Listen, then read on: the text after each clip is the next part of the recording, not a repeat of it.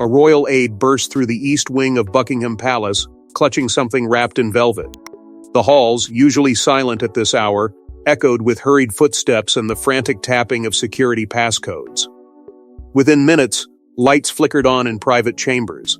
Phones rang with urgency.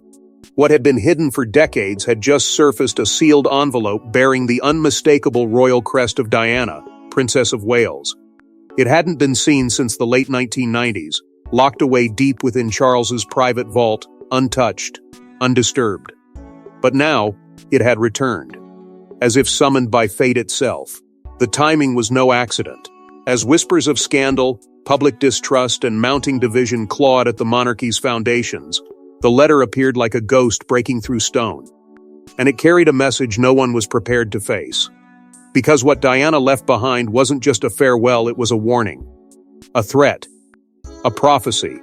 Before we go deeper into what this really means for the royal family, make sure to subscribe so you don't miss a single update. Sources inside the palace confirmed the envelope's seal was intact, but the writing across the front left aides visibly shaken. To be opened upon the collapse of public trust, it read.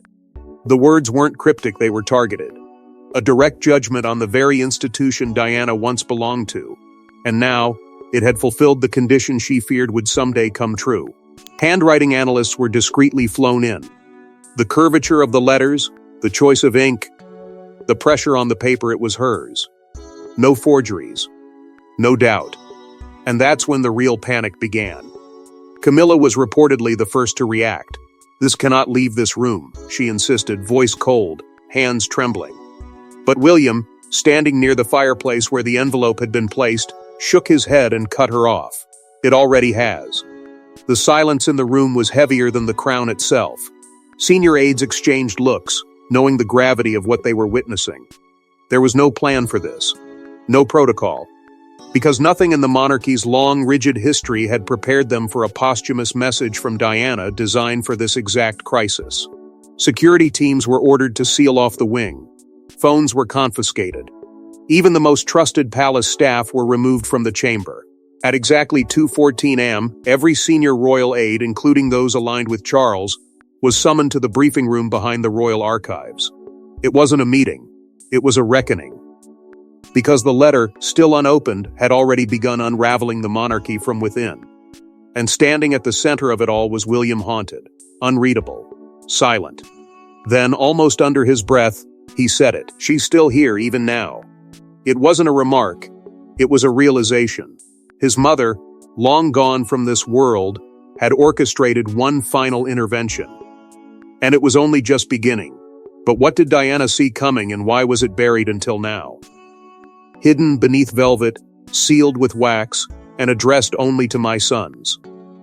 This wasn't an ordinary farewell. It was a chilling manuscript of foresight, written in Diana's final weeks when she believed she was being watched, followed, and silenced. What she penned inside turned the monarchy on its head. The moment the seal was broken, the room fell into a silence so thick it felt like history had stopped breathing. Two private archivists, sworn to confidentiality, were tasked with verifying the handwriting. There was no hesitation. The stroke, the tilt, the ink, it was undeniably Diana's. The very idea that she had written this in the shadows of her final days only intensified the weight of what was about to be revealed.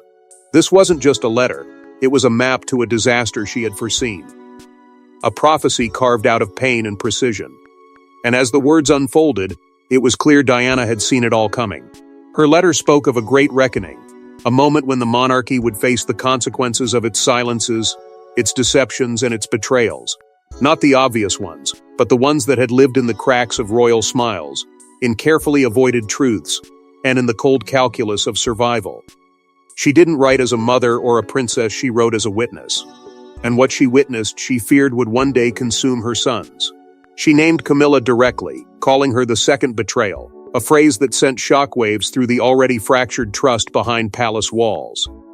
Diana's words weren't vague. They were deliberate. One betrayal I forgave. The second, I could not survive.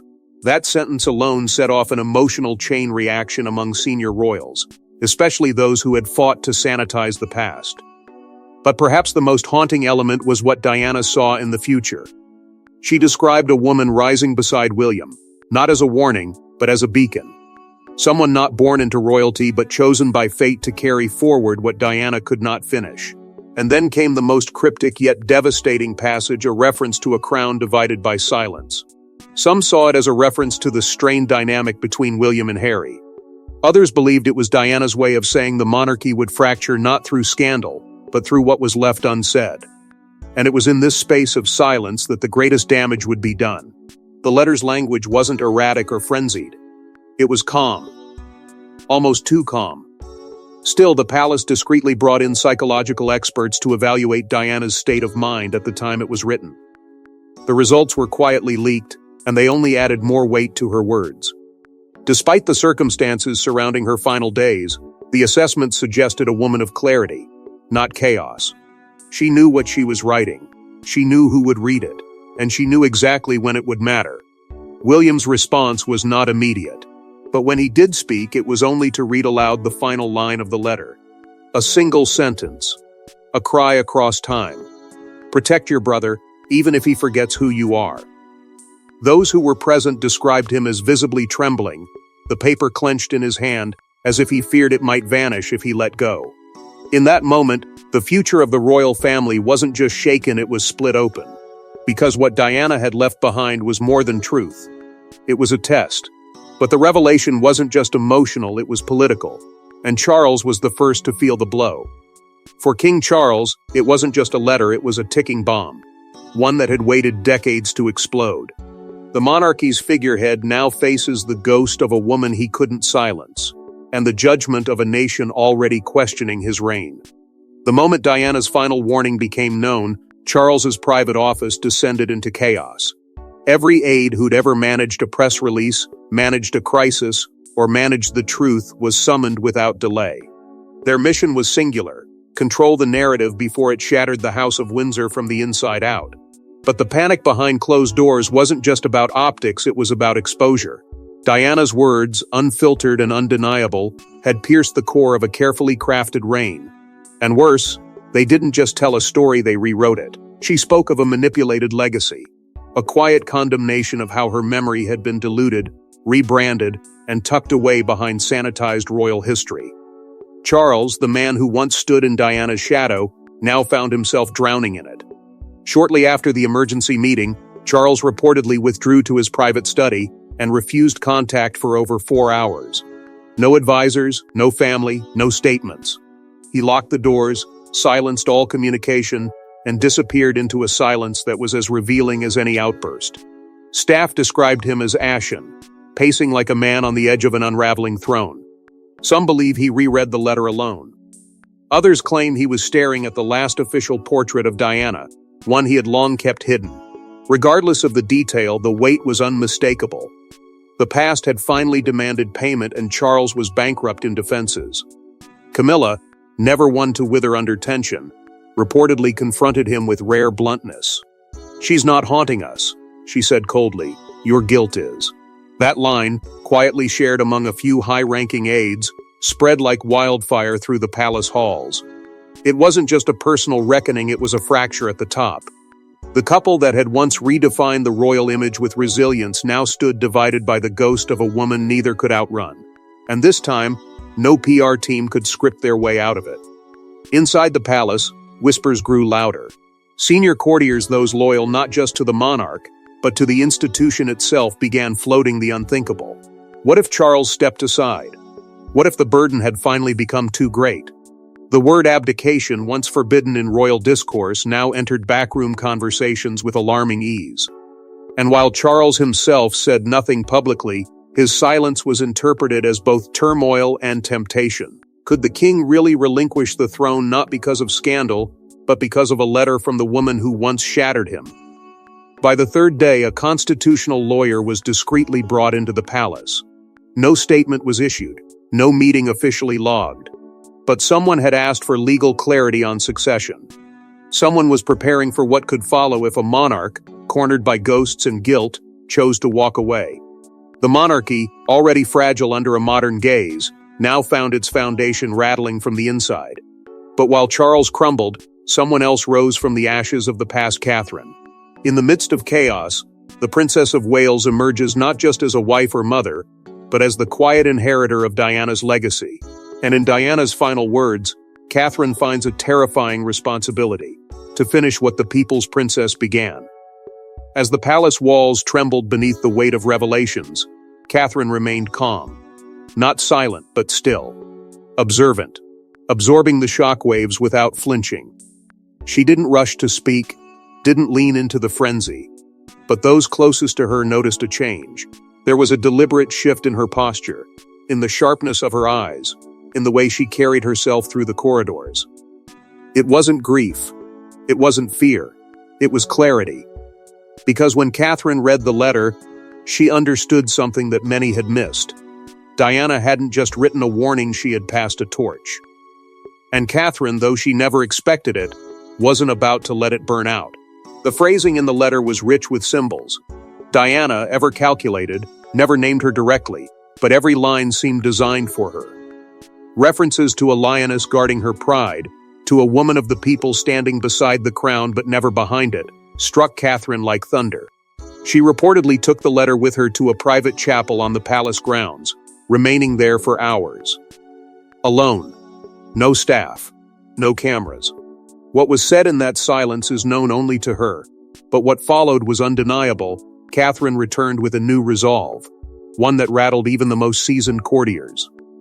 Within hours, a private message later intercepted by a close insider was sent from her encrypted line to William. 5 words.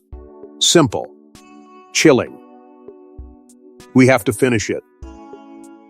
The meaning was unmistakable. Diana had begun something the monarchy was never ready for. A reckoning. A restoration. A truth that refused to stay buried. And now Catherine had vowed to bring it full circle. Royal staff began to feel the difference in subtle but seismic ways. Meetings were shorter. Her tone sharper. Her presence more commanding. She wasn't seeking power, she was claiming responsibility. And in doing so, she awakened the very thing Diana had predicted. A movement, quiet at first, then rising. Public opinion, once divided, surged in her favor. Polls showed a massive swell of support for Catherine, not as a consort, but as a leader, as the embodiment of what the crown could be if it had a heart. One moment in particular would mark the turning point. At a state event days later, Catherine appeared wearing a piece of Diana's jewelry that hadn't been seen since her passing. The message was not lost. It wasn't fashion, it was a declaration.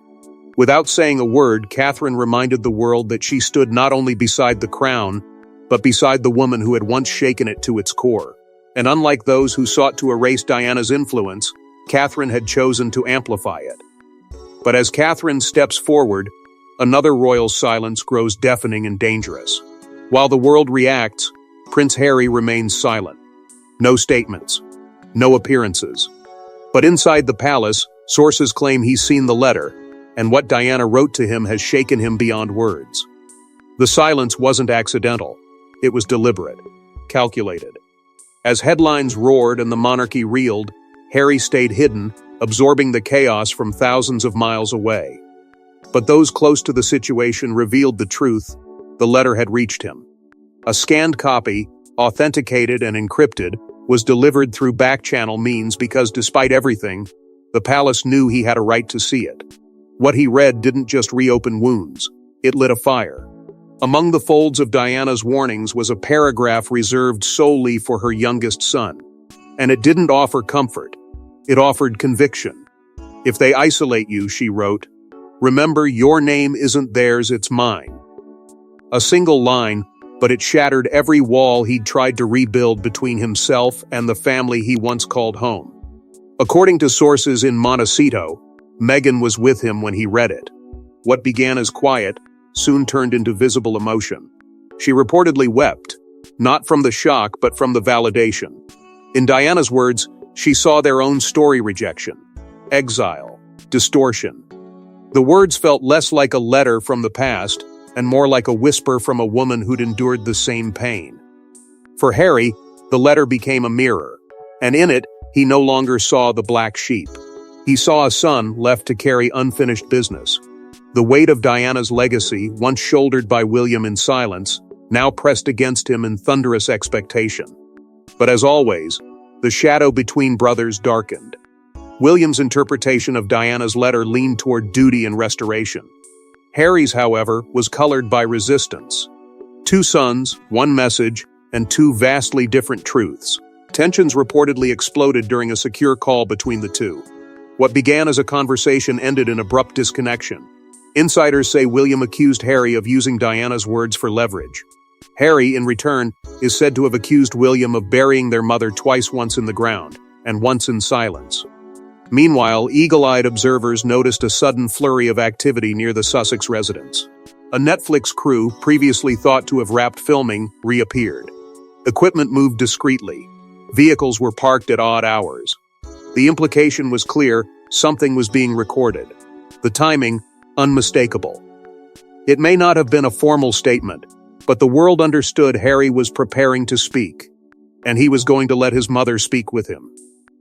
Back at the palace, fear spread. Not of exposure, but of consequence. A legal team was reactivated, quietly. There were rumors that Diana's letter, if presented strategically, could be used in a court of public opinion or worse, in an actual legal proceeding related to royal security or inheritance. What had started as an emotional reckoning was now a potential legal weapon. And in Harry's hands, it could become the monarchy's most dangerous vulnerability. Because he wasn't just the outcast anymore.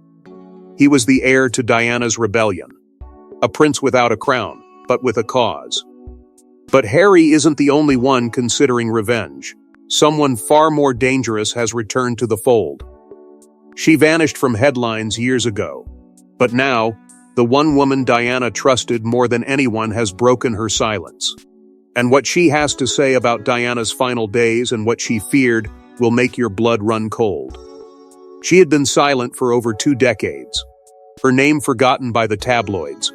Her voice buried under royal protocol and public distraction. But when Diana's letter resurfaced, it stirred something far older than scandal. It awakened the truth. The woman who stood beside Diana when others turned away, her confidante, her keeper of secrets, stepped forward. Not for attention, but for justice. Her voice, steady and measured, carried the weight of warnings unheeded. She told me, the woman began, "If I die, they'll say it was an accident." The room fell quiet. Because this wasn't speculation. This was a memory. A moment burned into the final hours of Diana's life. And she wasn't just speaking about fear, she was speaking about expectation. She revealed that she had been the last person Diana spoke to before getting into that car in Paris. The final phone call, dismissed for years as casual, was in fact tense and hurried. Diana was upset. Not in tears, but on edge. Something had happened. And now, for the first time, the confidante confirmed what few dared suggest. The letter Diana wrote, the very one that triggered a royal emergency meeting decades later, was written immediately after a confrontation inside the palace. It wasn't premeditated. It was instinctive. Diana had returned from a meeting that left her shaken, her words scattered, her thoughts urgent. She poured them onto paper, not to preserve her feelings but to protect her sons. What emerged from that conversation was even more unsettling. Diana had spoken of a second agenda, a phrase she used repeatedly, as if she had only just realized how deep the deception ran. She didn't blame Charles directly, but she believed something was happening behind his back, and that her removal would benefit those pushing that unseen agenda forward. The confidante spoke of Diana's growing fear, not just of betrayal, but of surveillance. She didn't feel safe in Kensington anymore, she confessed. She thought even her bedroom was being listened to. She started sleeping with the TV on just to drown out her own thoughts. These were not the ramblings of a paranoid woman, they were the cries of someone surrounded by invisible walls.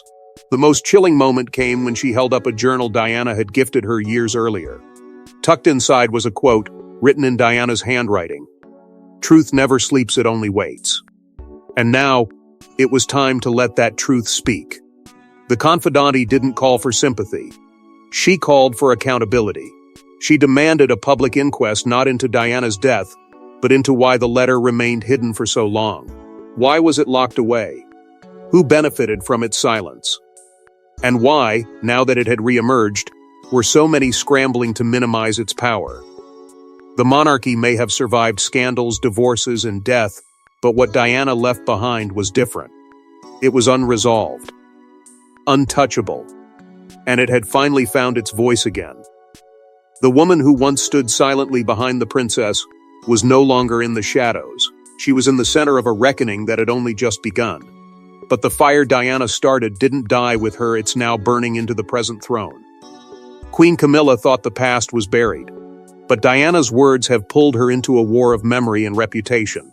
In a secret confrontation behind palace doors, she reportedly asked William just one thing: "Do you believe her, or me?"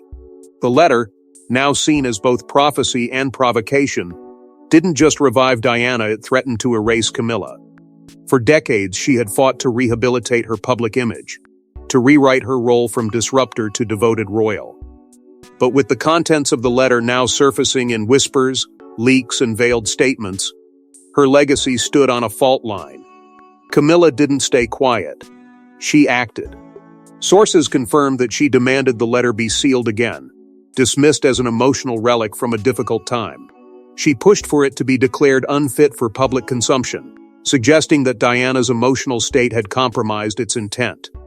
But the request, bold as it was, collided with the will of a family already fractured, and a public that was no longer willing to forget. Behind the walls of Windsor, tensions reportedly erupted between Camilla and Catherine. Aides present described it as an emotional but quiet confrontation, one where Catherine, once the picture of restraint, stood her ground. No raised voices, no dramatic exits. Just one truth standing against another. Catherine, carrying the weight of Diana's legacy, refused to let the letter be silenced again. Camilla, aware that her position could collapse under the court of public opinion, left visibly shaken. Not because of what was said, but because she knew the war wasn't behind her. It had only just begun. Then came the journal. An unintentional crack in the fade. Camilla's private writings, referenced by someone close to her circle, reportedly contradicted interviews she'd given years earlier about her relationship with Diana, the timeline of events, and her role in Charles's inner circle. Though no pages were officially released, the very existence of those contradictions ignited a media frenzy. The question wasn't just whether Camilla had lied. It was whether she had rewritten history to suit her reign, and if Diana's words were now undoing all of it. Public sentiment spiraled into open division. Polls showed the public split sharply into two camps. Team Diana, fiercely protective of her memory and the values she represented, and Team Camilla, which clung to loyalty, reform, and the belief in the monarchy's ability to evolve. But the tide was turning. Fast. As Diana's words echoed louder, Camilla's hold on the narrative slipped further from reach, and in the growing silence, she reportedly whispered to a senior aide just loud enough to be repeated, "Let them crown her then." It wasn't a concession. It was a crack in the mask. A glimpse into the fear that Catherine, not she, would become the true queen in the hearts of the people. The media needed no invitation. As insider reports bled into front pages, broadcasters, columnists, and royal watchers fanned the flames. Camilla, once shielded by protocol, now stood exposed, vulnerable not to scandal but to memory. Diana had returned, not in body, but in voice. And her voice was proving louder than the crown itself. But what if Diana's final message wasn't just about the present? What if it was a warning about the future? In the final paragraph of her letter, Diana doesn't speak of revenge, she speaks of fate, of a shift, of a time when the crown shall tremble, and the people shall choose their own queen. Was it metaphor or a prophecy? The words sat like a riddle, etched in ink that refused to fade. For some, they were a mother's poetic final thought. But for others, especially those within the palace, they were something else entirely. A code. A warning. A prediction so precise it felt as though it had been waiting, not to be read, but to unfold.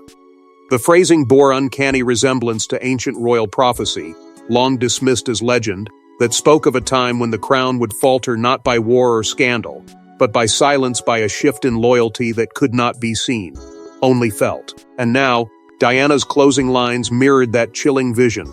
There will be no fight, only a falling away.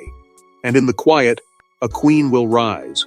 The mention of a silent queen ignited immediate speculation. For many, it could only mean one woman, Catherine.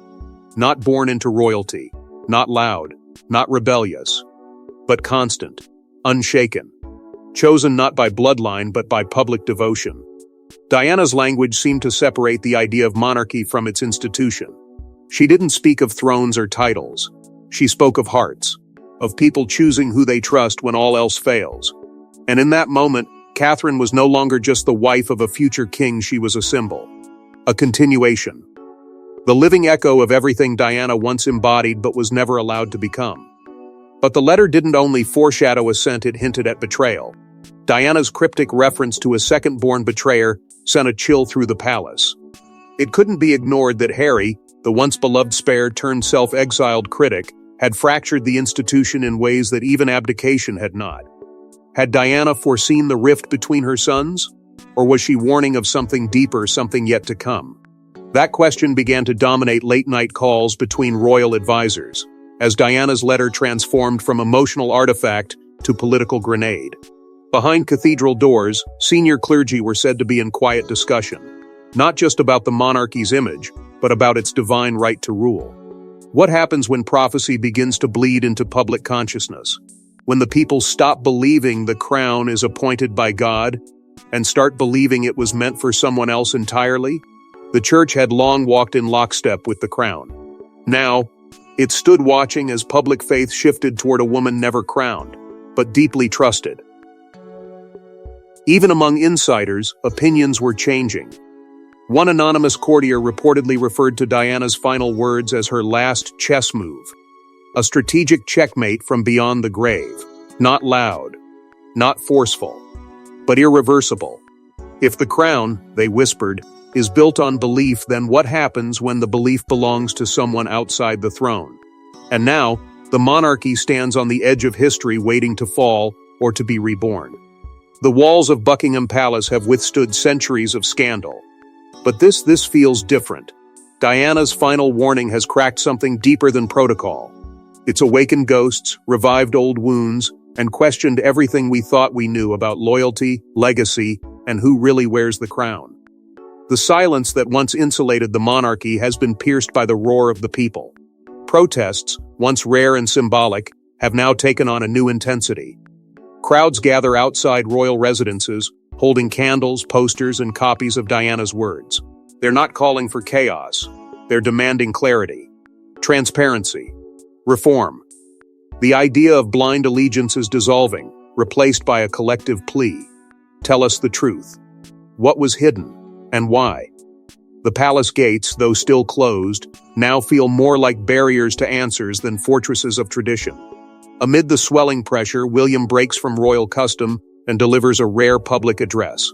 No script, no royal detachment, just a man, a son, standing between duty and devastation. His voice cracks as he references the letter, acknowledging it not just as a relic from the past, but as a message for the present. He does not confirm every word, nor does he deny its significance. But what he does offer is something the public hadn't heard in decades: an apology for silence, a promise of change, and a recognition that the crown must earn what it once assumed. Meanwhile, Charles retreats from the public eye. No statements, no appearances. The king, long weathered by scandal, appears consumed not by denial, but by the weight of history pressing down all at once. A monarch in name, but absent in presence. Behind the scenes, conversations grow louder about regency, transition, and what the future must now look like. And in this vacuum, Catherine rises. Not through declaration, but through presence. Appearances that feel more purposeful. Words that land with more weight. She has not claimed a throne. She hasn't needed to. For many, she has already become the face of a new monarchy, a people's monarch, molded not by blood but by belief. The crown may still sit elsewhere, but the trust has shifted. As all of this unfolds, Harry's team begins teasing a new project, a multimedia tribute to Diana, rumored to include her final letter, voice memos, and unreleased footage from her most private years. It's not just a documentary, it's a reckoning. One that could redefine how Diana is remembered, and how the monarchy moves forward. And as Parliament meets in hushed rooms to discuss royal modernization, one thing becomes clear. This is no longer about past versus present. It's about survival. Because sometimes, the real queen doesn't wear a crown. She leaves behind a letter and lets history decide. Thanks for watching. Please don't forget to like and subscribe, and we will see you in next one.